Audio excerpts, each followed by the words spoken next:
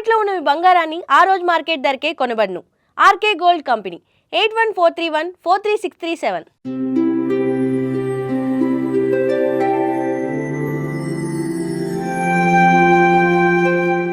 దేవరకొండ బాలగంగాధర తిలక్ ఆధునిక తెలుగు కవిత్వంలో ఒక ధృవతార.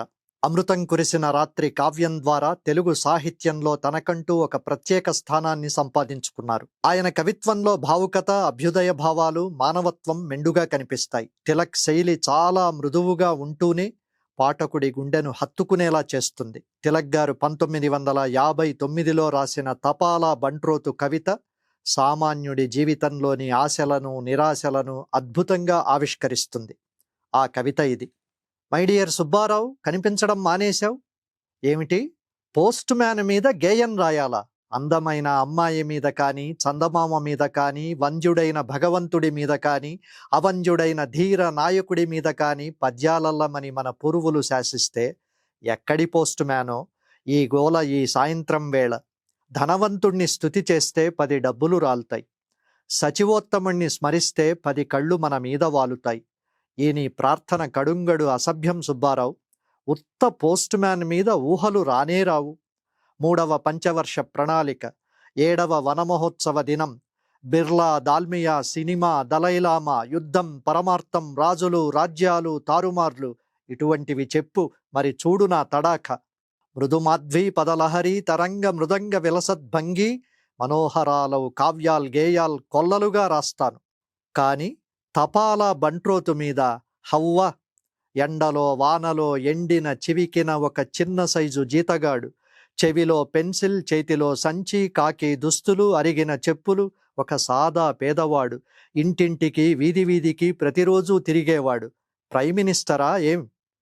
అయితే చూడు, ఆ కిటికీలో 2 విచ్చిన కలువల్లాంటి కళ్ళు, ఆ వీధి మగవైపే ప్రసరిస్తోన్న చూపుల ముళ్ళు, ఆ కళ్ళల్లో ఆతృత, ఆ గుండెల్లో గడచిన దేశాంతరగతుడైన ప్రియుడి వార్త కోసం.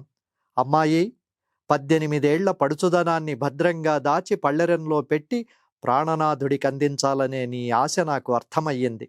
అందుకే నీ చూపులు తుమ్మెద బారులు కట్టి, నీ కోర్కెలు గజ్జల వలె గలంగలించి వీధి వీధినంతా మేల్కొలుపుతున్నాయి, వీధి వీధినంతా కలయచూస్తున్నాయి. అడుగో పోస్ట్ మ్యాన్. ఒక్క ఉదుటున వీధిలోకి నువ్వు. అతని మొహం మీద లేదని చెప్పడానికి బదులు చిరునవ్వు. వెళ్ళిపోతున్న తపాలా బంట్రోతు వెనుక విచ్చిన 2 కల్హార సరస్సులు. గుడిసె ముందు కూర్చున్న పండు ముసలి అవ్వ, గడచిన బ్రతుకంతా కష్టపు నెత్తుటి కాలువ.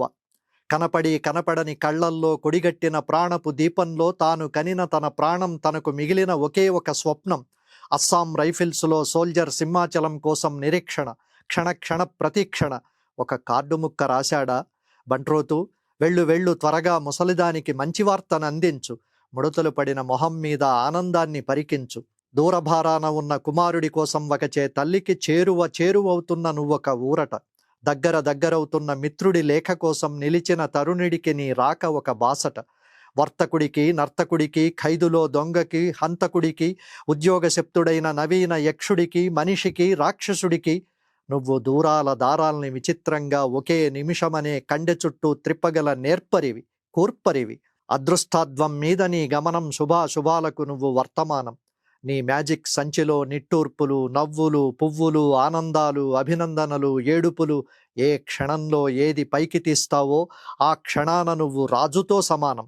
కొందరికి పరిచయమైన నవ్వు, కొందరికి తల పంకించిన నవ్వు, కొన్ని వైపులకు చూడనే చూడవు. అందరికీ నువ్వు ఆప్త బంధువ్వి, అందరికీ నువ్వు వార్తనందిస్తావు. కానీ నీ కథనం మాత్రం నీలోనే మదనమవుతూ ఉంటుంది. ఇన్ని ఇళ్ళు తిరిగినా నీ గుండె బరువు దింపుకోవడానికి ఒక్క గడప లేదు. ఇన్ని కళ్ళు పిలిచినా ఒక్క నయనం నీ కోటు దాటి లోపలకు చూడదు. ఉత్తరం ఇచ్చి నిర్లిప్తుడిలాగా వెళ్ళిపోయే నిన్ను చూసినప్పుడు తీరం వదిలి సముద్రంలోకి పోతున్న ఏకాకి నౌక చప్పుడు.